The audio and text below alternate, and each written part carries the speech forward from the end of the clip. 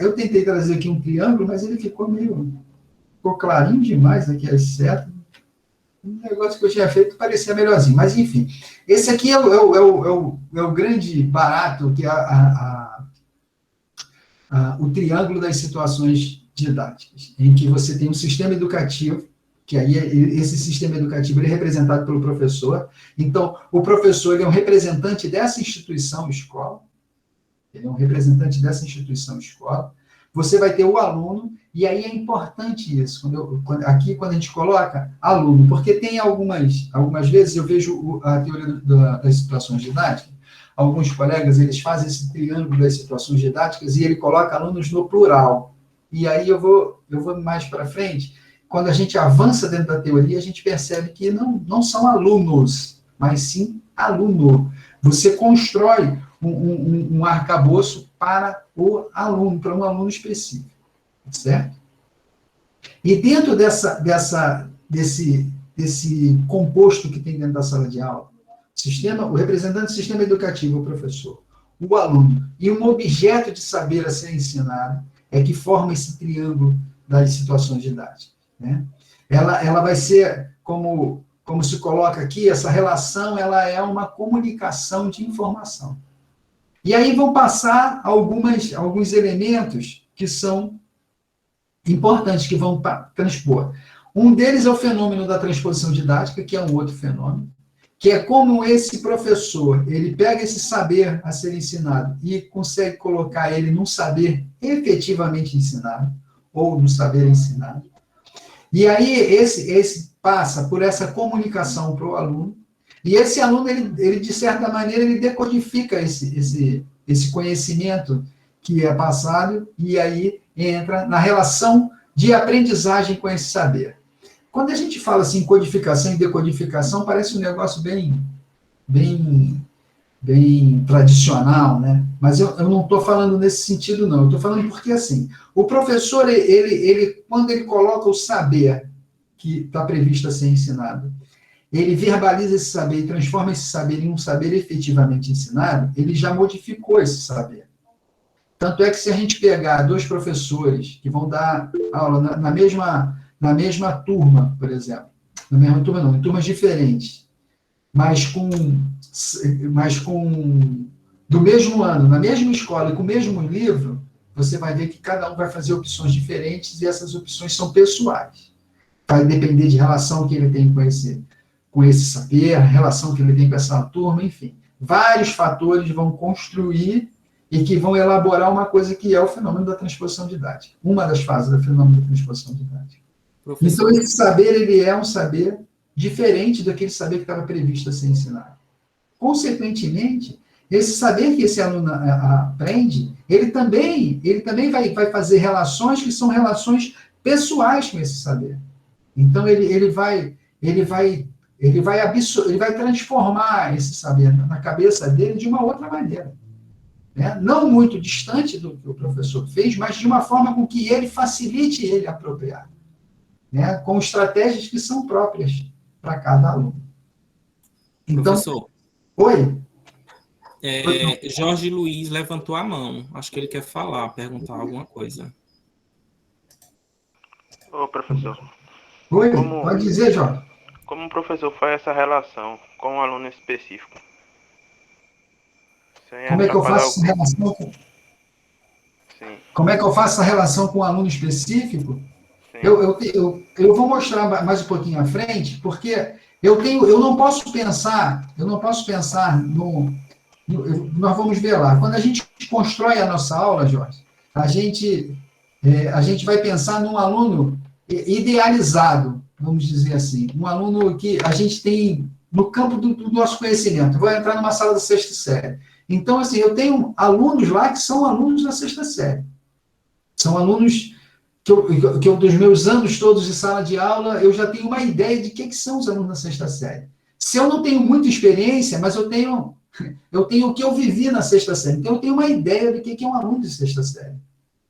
É uma ideia. Só que quando eu entro na sala de aula, eu não tenho mais aquele aluno que eu imaginei, eu tenho outros alunos. E quando eu começo a trabalhar com esse saber na sala de aula, que um aluno levanta a mão e começa a ter dúvidas sobre aquilo, e ele começa a ponderar as coisas que a gente vai colocando, eu vou alimentando esse aluno com outras informações, eu passo a ter uma relação pessoal com ele. E se eu não fizer, se eu me afastar e só trabalhar com as informações de forma ampla e genérica do lado de fora, esse aluno ele não vai conseguir resolver aquela tarefa, porque falta a ele elementos que facilitem ele a entender. A gente consegue perceber isso um pouco mais fácil, e é por isso que eu falo que eu voltei a estudar a teoria das situações didáticas há pouco tempo, porque, por exemplo, quando você entra numa sala de aula, você prepara uma aula, e você entra numa sala de aula e você tem um aluno cego. Por exemplo, você não sabia que tinha um aluno cego.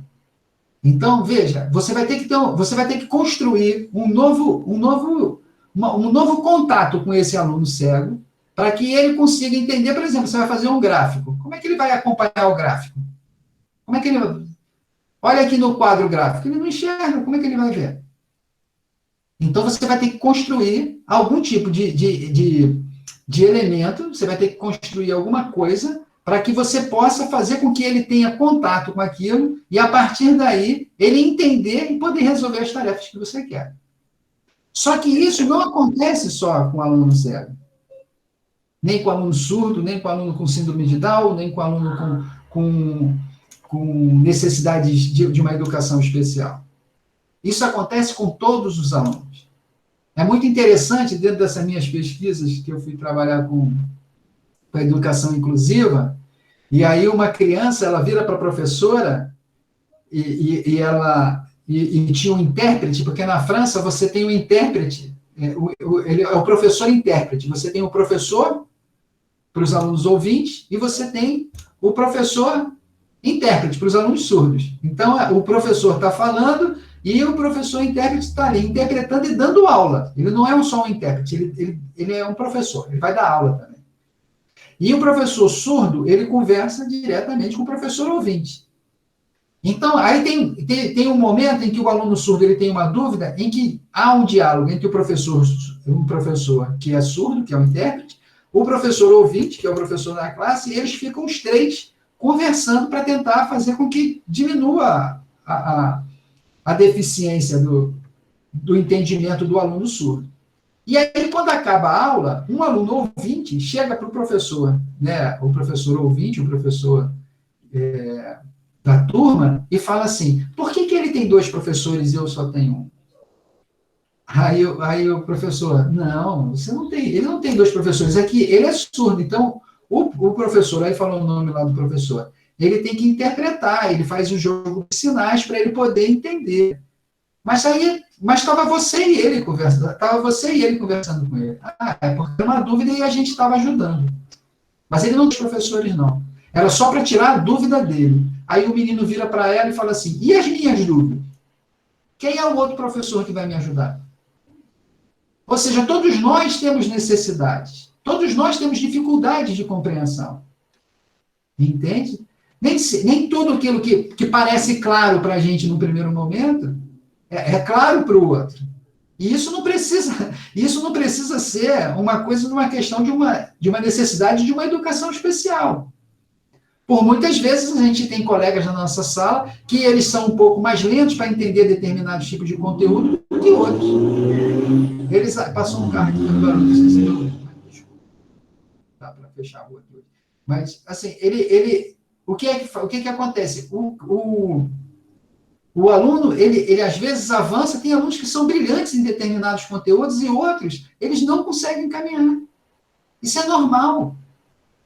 Nós temos alunos que eles chegam você fala assim, poxa, esse aluno aqui, poxa, tem uma dificuldade, ele é lento, e de repente esse menino dispara, que ele vai embora. Mas ele chegou num determinado momento em que ele tinha dificuldade. E tem meninos que são brilhantes no começo, que você fala assim, esse daqui eu posso largar a mão dele que ele vai andar. E ele trava. Chega num determinado momento, ele trava. E ele pode travar, gente, não é porque é também só uma questão de conteúdo. Pode ser uma questão de ordem pessoal, de ordem externa, que faz com que influenciem que essa criança ela não consiga prestar atenção na sala de aula, que ela esteja sofrendo alguns outros tipos de situação em que ela não consegue avançar. Então, todos os alunos, entende, Jorge, necessitam de um olhar do professor. Você vai falar para mim assim, poxa, Marcos, é complicado eu dar conta de todos os meus alunos. É complicado mesmo. Ser professor nunca foi fácil. Eu não sei quem foi que disse para a gente que ser professor é fácil. Nunca foi. E assim, se a gente quer, de certa maneira, que haja essa interação, que a gente consiga atingir a ele, a gente tem que entender muito bem sobre ele para que a gente construa elementos para que eles consigam entender com aqueles elementos que eu dou a ele. Aí a gente também tem outras estratégias, fazer eles trabalharem em grupo, fazer atividades em que um aluno trabalha com o outro tentando explicar, enfim. A gente tem outras maneiras, mas a gente tem que entender que se a gente tem 29 alunos, a gente tem 29 cabeças que pensam diferente, que tem vidas, eles são sujeitos de instituições diferentes, que trazem com ele coisas que são completamente diferentes, e a gente tem que estar atento a isso. Eu não sei se eu te respondi, Jorge. Jorge foi até embora. Foi bem claro, professor. Obrigado. Beleza. Foi bem claro. Beleza, pensei que tu tivesse ido embora, tivesse desistido. Foi a internet aqui que tá. Beleza. Bom, vocês estão vendo aí o negócio? Voltou aqui a apresentação? Voltou? Voltou.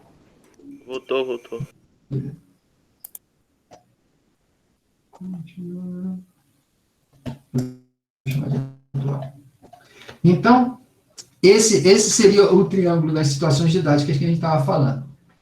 Né? Bom, como é que seria essa teoria? Né? Ela é um modelo de interação de um sujeito, aí começa a entrar um outro elemento, que é o meio, né? que se vocês pegarem os textos em francês, ele vai chamar de milieu, e alguns textos que a gente tem em português que também chama de milieu, mas eu vou chamar de meio mesmo, tá? Em português.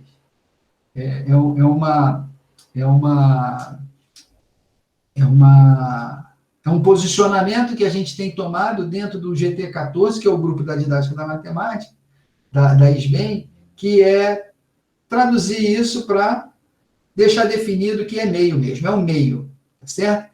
É uma interação de um sujeito com um meio definido que possibilita a aquisição de um determinado conhecimento.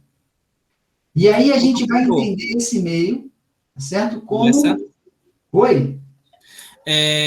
Eu lendo alguns trabalhos, né, referente ao milieu, né, alguns pesquisadores frisam, né, aqui no Brasil mesmo, chamar de milieu mesmo, para não perder o sentido, né, do milieu, que é dado em francês, do meio. Então, para não perder o sentido, eles, né, batem o pé para chamar de milieu mesmo, né, do termo francês. Mas, assim, a gente está no movimento contrário. Porque simplesmente eu falar o que é meio, da mesma forma que ele define o milieu, eu digo que é o meio, é aquilo, pronto, acabou. Né? Se eu definir o meio como meio, eu não preciso usar mais o termo milieu. Né? Porque senão a gente passa... Porque, veja, a gente tem que entender também, e é importante, que a gente tem uma cultura que é diferente. Se a gente não entender isso, a gente não consegue pensar a estrutura da TSD. A TSD, ela funciona de uma maneira na França e ela vai funcionar de outra maneira em outros países. Porque, assim, o conjunto de restrições e condições que você tem para construir o meio é completamente diferente. Esses sujeitos que participam são completamente diferentes. Né? Uma vez eu estava com o Luiz Márcio, e com... Luiz Márcio é um pesquisador da UFBA, né, da Federal da Bahia, que morou mais de 10 anos na França, fazendo mestrado, doutorado, e a gente estava conversando com a Annie Bessot sobre essa questão do sujeito, né? E aí ela falando, né, que todo sujeito é sujeito. Aí o Márcio, não, o meu sujeito aqui, ele taca a cadeira na parede, ele levanta, ele não tem perspectiva, ele está numa escola em que não tem isso, não tem aquilo, é diferente desse sujeito que está aí. Eu não posso pensar nesse sujeito ativo que vocês pensam na França, e esse sujeito ativo que a gente tem no nosso país, ele é diferente. E ele é diferente na Bahia, vai ser diferente em Pernambuco, vai ser diferente na Paraíba, vai ser diferente no Paraná, vai ser diferente no Rio, vai ser diferente em todo lugar.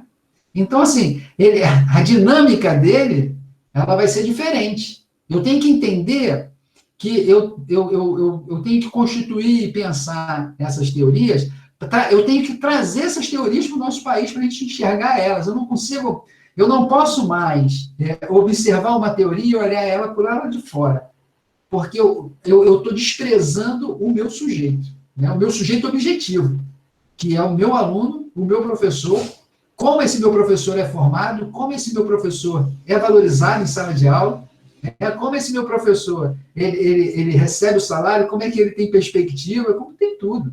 Isso tudo são elementos importantes que a gente tem que levar em consideração quando a gente analisa o TSD no Brasil. Porque se eu não fizer esse desprendimento, eu acho que eu cometo alguns equívocos. E aí eu fico no mundo, naquela coisa que quando a gente está dando aula na universidade para os alunos da graduação, aí os alunos da graduação ficam e falam assim, professor, o senhor está falando aí, mas o senhor não conhece a minha sala de aula, não. A minha sala de aula, isso daí não funciona. E não funciona mesmo. Porque eu estou falando de uma teoria em que o olhar todo dele está lá. Está naquele olhar lá da pessoa na França. Está no olhar de você andar e ver a Torre Eiffel, passar por um lado, ver o Louvre, passar para o outro lado, ver o... Pô, aqui não é assim, pai. Aqui não é assim. Né? Então, assim, é nesse sentido que a gente tem pensado e, de forma objetiva, se eu posso definir o meio. Eu boto lá o meio que eu entendo é isso. Isso. Aí eu defino ele também. E aí eu não preciso mais usar a expressão em francês que para outros tipos de interpretação até. Né? É nesse sentido que a gente, lá no GT14, a gente tem feito essa opção. Mas eu sei que tem alguns alunos que fazem isso, inclusive na minha tese de doutorado eu escrevi isso também. E hoje eu já não penso mais desse jeito. Mas vamos continuar aqui. Mas eu respondi, velho? Sim, perfeitamente. Obrigado. Te respondi? Sim, perfeitamente.